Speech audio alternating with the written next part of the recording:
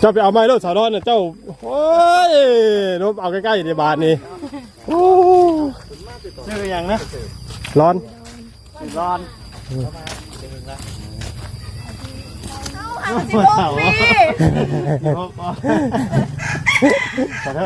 ยี่บ้านเสร็จแล้วป่ะบ้านไหนนะบ้านตะนางมองว่าจันไปปุ๊บจุได้เนาะมึงเนี่ยเครื่องปลูกของพังแล้วนะก็ใหม่วัดเลยเอาถือว่าวันติดเนาะบ่ได้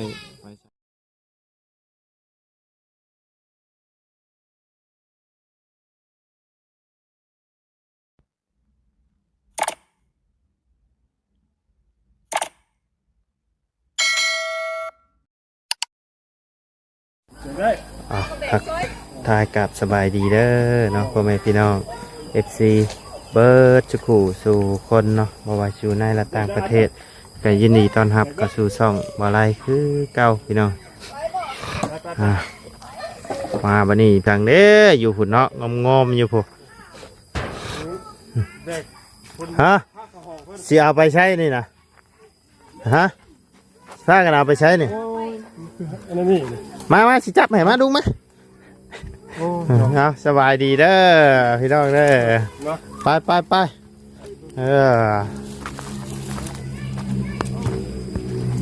มาคนย่างนี่นะ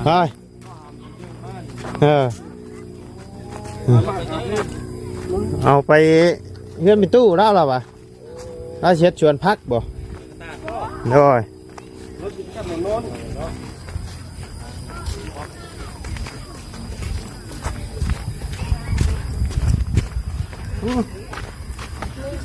ก็ไอ้ปอบเลยนั่งปอบเลยใช้เอาไว้ใช้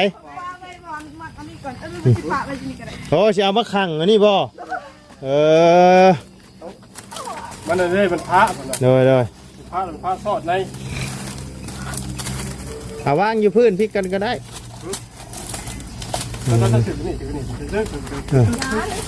ตายได้บ่เนี่ยตายได้บ่มาเบิดบ่มาเบิดบ่เบิดนะอ้อมมาละเป็นผ้าเขาคนนอนเนาะสาวเดียวไอ้สาวเลี้ยงฮะไอ้ทีนะชื่อสาวยังไงสาวดอนโอ้ยเขาก็บอกพิษเขาก็นึกว่าเขาเลี้ยงแค่น่ะเขาเลี้ยงอย่างนี้จักกว่าผู้หูค่อยน้องเลี้ยงผู้จักแต่น้องเลี้ยงได้เห็น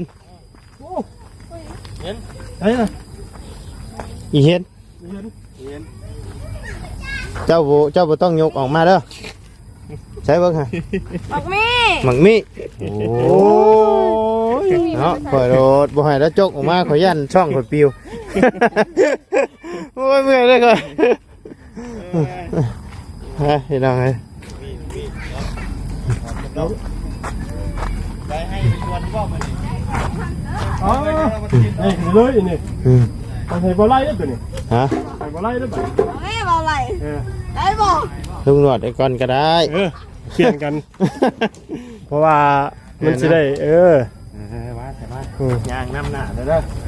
เปลี่ยนกันพี่น้องเลยไอ้เดี๋ยวนี้ป่ะนั่นได้ก็ได้โอ้คนเดียวมันนะ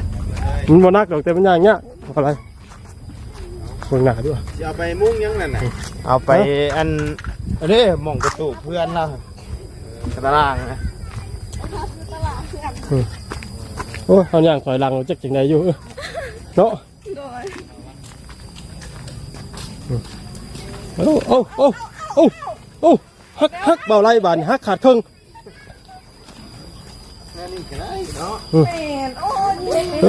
โอ้ยโนเห็นบ่ทำอะไรมาจับนี่ก็เป็นหูได้ว่าเห็นนี่ได้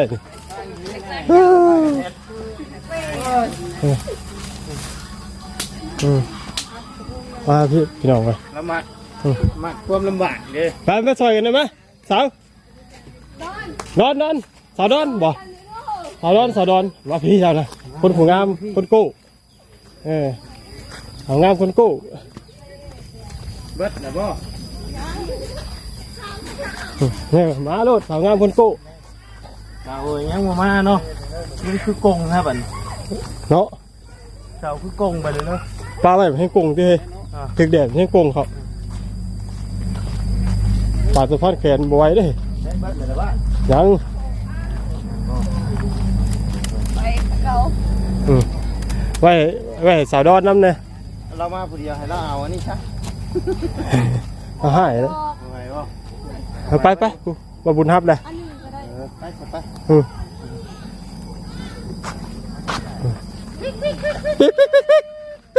ปไป เป๊กให้บุญอีกตำ จำได้เลย ตำมีเลยเอาเดี๋ยวนี้เราก็เลย ขึ้นบ่ เจ้าไปเอาไม้แล้วสาวดอนเนี่ยเจ้าโอ้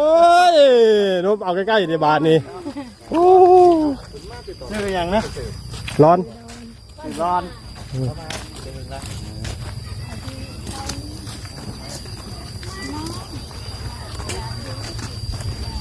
โอ้โหเรือไตเขาเปิด เปิดแล้วเก็บเสียผ่าออกไอ้กั้นไม่เป็นไง เฮ้ยขางเฮือนพี่ขางเฮือนเป็นตู้ครับ เลยแม่เสียผ่าอะไรครับ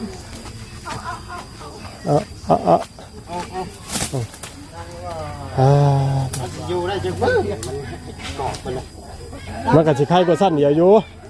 โอ้แบบเขาไม่ได้เอาออกบ่ บ่ได้บ่ได้ออกได้เราสิมันสอนเลย ซ่อนเลย ที่ บ่ ทับกันนะ โอ้ทับเลย คุยให้แม่งอดอยู่ไปเลย เพราะว่ามันชอดแล้วผลตกมามันพาเข้าไป เหงื่อแตะเติบได้นี่ อันนี้ เป็นนี่คนนั่นอยู่เนาะ มาเด้อมาเด้อ มาปะ มาเด้อฉันอยากได้พูด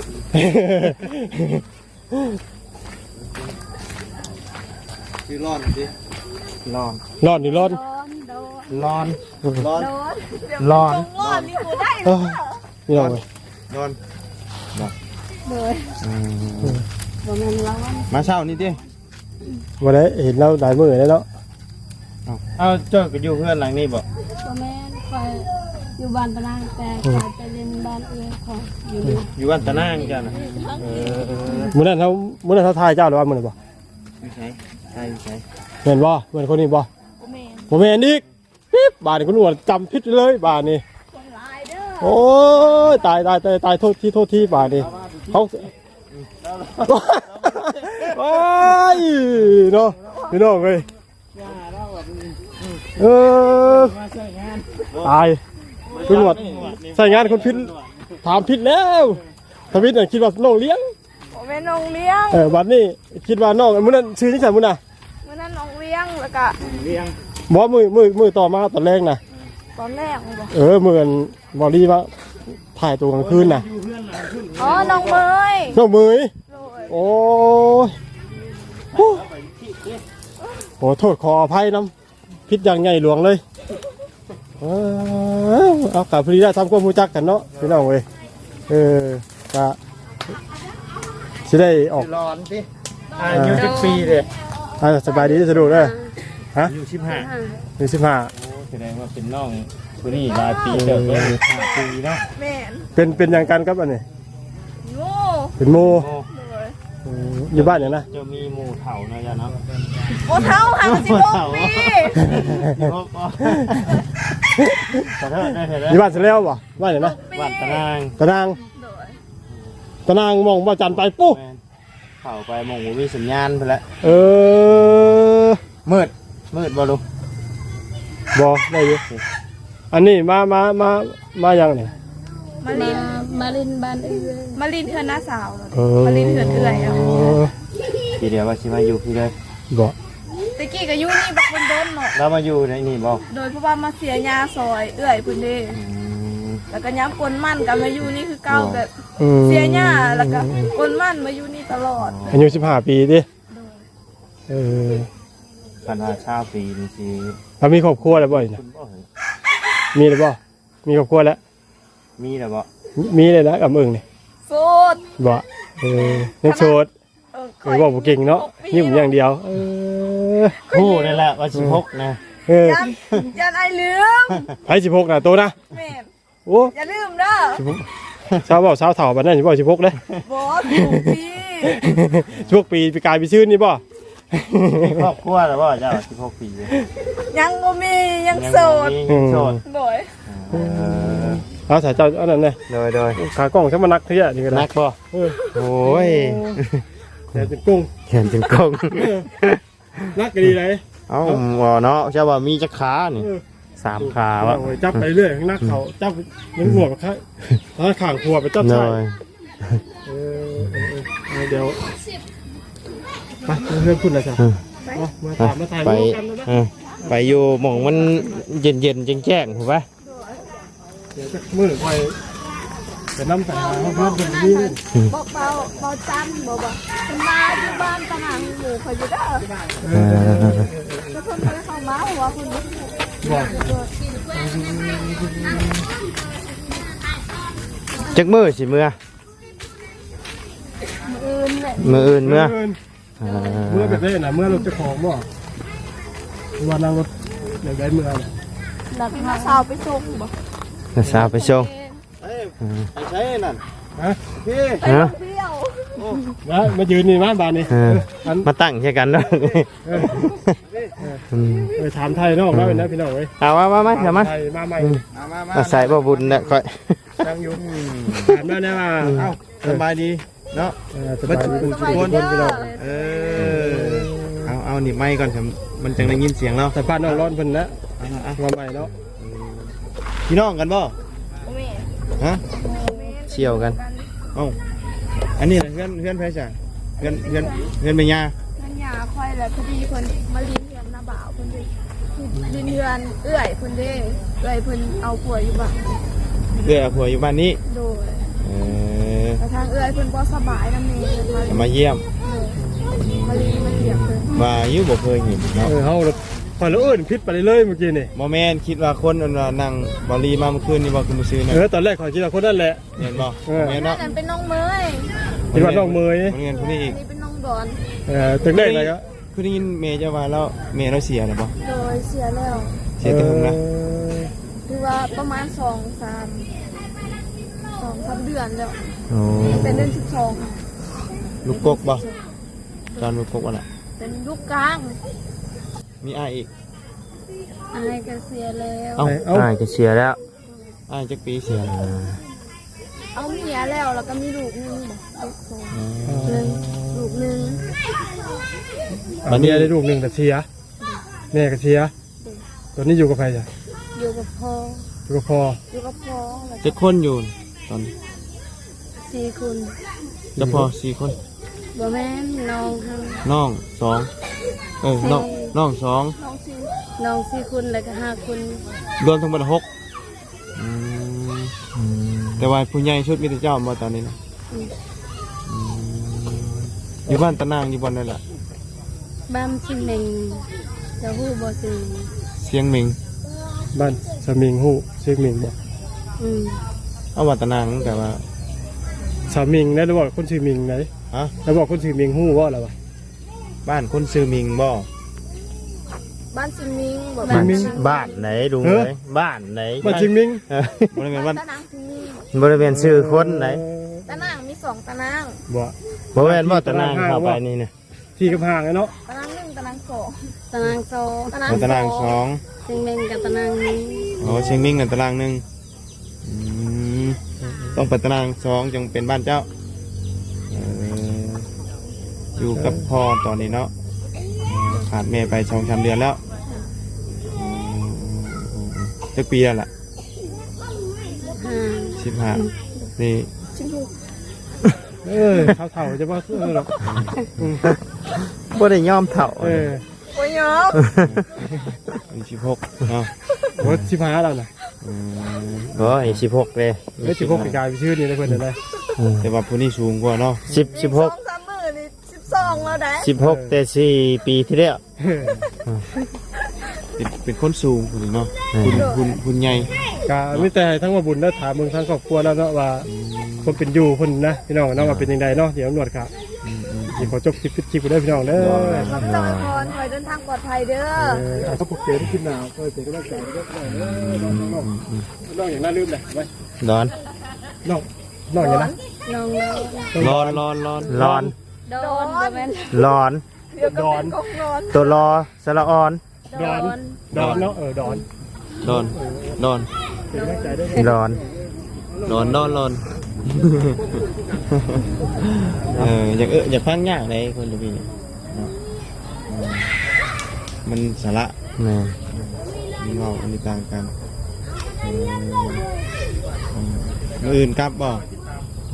กลับดิได้เพื่อนมาอีกเลยเนาะมีแต่เพื่อนมาเรื่อยๆได้นี่รู้จักกันนะแต่ก็ว่าพี่น้องกันกับข้างๆบ่หรือว่าจังได๋โมเมนต์เลยหมู่เลยเพราะว่าเพิ่นมาอยู่นี่แบบโดนเด้แบบมาอยู่นี่แต่ละเทื่อประมาณ 2-3 เดือน ใช่เฮือนที่เรามาอยู่ใช่ เพื่อน เฮือนหลังใหญ่ๆอยู่บ่ เพื่อนล้างโต นางตู สีขาวๆล้างใหม่ มีคนเคยเข้าไปเฮือนเจ้าอีกบ่แบบที่บ้าน เคย ไผ แบบทีมงานแบบทีมงาน ชื่อยัง เบาอันนั้นเบาจอยบอล อ๋อว่าจอยชนบทนะ แม่น ก็เคยเข้าไปช่วยเหลือแล้ว แล้วก็หมู่มันน้ำแม่นบอก มี หลายคนอยู่ ก็ไงได้ครับกันช่วยเหลืออยู่ก่อนแม่เสียคุณบ่หรือว่าแต่โดนแล้ว ถ้ากาเข้ามาส่งไม่ยังบ่โดนเติบ แต่แม่แล้วท่านได้เสียคุณบ่ แม่เราเสียแล้วเสียโดนแล้ว เสียได้อีกปีแล้วแม่แล้ว ประมาณเดือน12บอกเดือนประมาณแม่เดือน11เดือน12แหละประมาณ3ประมาณ 4-5 เดือนแล้ว ประมาณ6คนแล้วเนาะ6-7คนแล้วเนาะ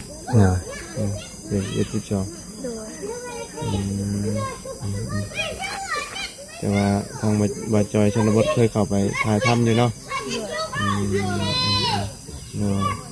ปกติไปหาอย่างจะละ บ่จอดแล้วเลอะเด้อฟ้าเลยแต่มันในท้ายรถทันกัน ยังบันแปรรู้จัก เมื่อกี้นี้ไอ้บอกอย่าง ว่าปกติเราไปหายังอยู่บ้านคุณหาแนวแบบหายาหากินเบียกงาน นี่ เฮ็ด นะหลวงเพื่อนก็ไปซ้อนป้าแล้วบางเทื่อหันบ่ค่อยมีเวลาแล้วเพื่อนก็บอกว่าไปให้ไปสวนจังซี่นะส่วนร้ายหมู่บ้านเพื่อนหันสิเป็นฤดูนี้คือสิสักเขาบ่เพราะว่าเพื่อนหันเฮ็ดให้เด็กเฮ็ดให้แล้วก็ทางให้จังซี่นะ ไม่ได้เข้าของเฮียนดิ บ่ ออกนะเคยเฮียนอยู่บ่เคยเฮียนอยู่บ่ฮอดปอดอ่ะ แต่บัดไกลโคตร มันบ่ได้เฮียน บ่ได้เฮียนจะปอเลย โดยเพราะว่าอยู่บ้านเพิ่นโรงเรียนอยู่ไกลเด้อยู่บ้านตะนางนึงบ่ บ่แม่นอยู่บ้านฮอ อยู่บ้านนะโฮ แต่มันไกลโคตร รัดฮอไกลอยู่ว่ารัดฮอนี่มันก่อนจะฮอดตะนางเนาะเข้าไปเนาะทางเข้าไปกันแต่ก่อนเข้าไปเรื่อยอยู่เดี๋ยวนี้บ่ได้ค่อยได้เข้าไปเพราะว่าแต่เก่าก็มีเครื่องเข้าไปแจกกันอย่างนั้นนะเขาเรื่อยอยู่ตอนนี้บ่ได้มีเครื่องเข้าไปแจกก็เลยบ่ได้ค่อยได้เข้าเนาะ เห็นน้องผู้นึงหันงามนี่อยู่บ้านใด ผู้ชาย นั่นเหรอ น้องมวย น้องมวยเหรอ น้องมวยอยู่ไส เห็นบ่าวจอยสนบทไทยกับสาวผู้ไทยนั่นเด็กไอ้บ่ได้เข้าไปหาบ่เห็นมื้อนั้นหันบ่าวจันเข้าไปหา โอ้อันว่าจันทายเห็นบ่เราเอาน้ำไปให้เห็นบ่อยู่บ้านยังนั่นน่ะ บ้านละตึ้ง บ้านละเตืองสามแยกกันเนาะแน่นอนบ้านละเตือง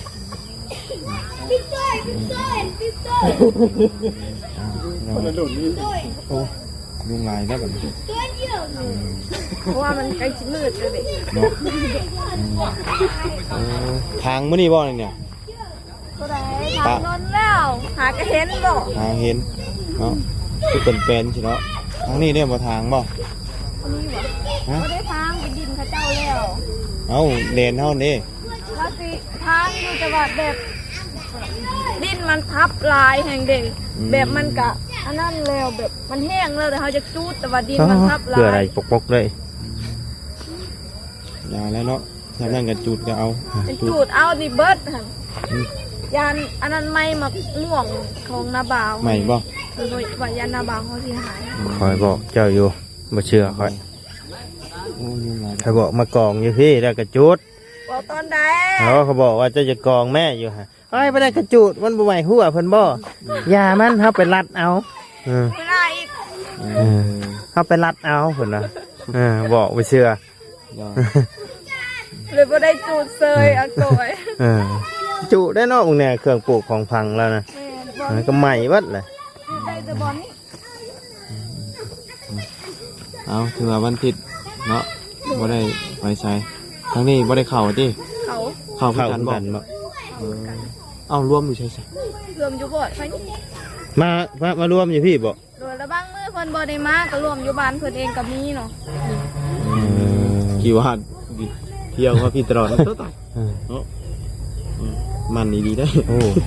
มันนี่ใกล้เนาะ โหทางก็ขามน้ำมาอีกเนาะทางเขาๆนั่นแต่ว่าไอ้ลูกโทรศัพท์ลุงเฮิมตกน้ำไปสิไปดังกินข้าวอยู่หมองน้ำไหลด่านเลยโทรศัพท์เราตก มันจะคล้องน้ำเลย เพื่อนชาญหลังใหญ่บ่เพื่อนชาญเจ้าเนาะซ้ำบ่นี่ ซ้ำนี้แหละ ซ้ำนี้ ฉันเพื่อนจะป๊อปเลย ซ้ำหลังนี่บ่เอ อยู่ อ กัน6 คนนะ เออ ปัจจุบันนี่คือนอนอยู่หมองเดียวกันหมดเลยป่ะทั้งน้องทั้งพ่อทั้งอย่างเลย เจ้าก็นอนอยู่น้ำกันบ่กับพ่อน่ะกับพ่อกับน้อง แต่ว่ามันได้ดงเจียมวยแบบยาก อ๋อเพิ่นบอกว่าเพิ่นนั่งอยู่เพิ่นนอนอยู่เฮือนครัว เจ้านอนอยู่เฮือนครัว โดยแล้วทั้งแม่พ่อเพิ่นกับน้องเพิ่นนั่นเด็ก โอ้ นอนอยู่เฮือนไง ว่าน อนเฮือนครัวที่ มันบวิดกันดิ เราว่า มัน เรา บวิดกันเนาะ เราว่าเป็นผู้สาวเนี่ยเด้ 15 ปีเนาะ ผู้เฮียนกับบริเฮียนอันนี้16 16แต่4 ปีที่แล้วพี่น้อง แม่น เดี๋ยวให้ทั้งบ่าวบุญลมต่อแล้วเด้อโดยสบายดีเด้อโดย สบายดี โดยสบายดีเด้อเนาะไปที่ทางเลยสำหรับคลิปนี้ทั้งบ่ไล่ก็สิได้ขอจบคลิปอีกคลิปลงไว้เพียงเท่านี้กันเด้อพี่น้องเด้อพบเจอกันคลิปหน้าเนาะสบายดีเด้อ